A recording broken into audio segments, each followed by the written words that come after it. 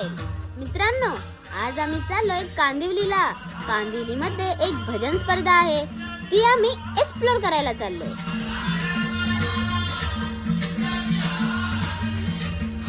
आता तुम्ही व्लॉग बघा आणि कसा वाटला ते लाईक आणि कमेंट करून सांगा. आम्ही पोहोचलोय भक्ती संगीत कार्यक्रमाला, श्री संत ज्ञानेश्वर समाधी सोहळा पाहण्यासाठी, ते पण माझ्या मम्मी पप्पांसोबत. आता तुम्ही म्हणाल ते कुठे आहेत?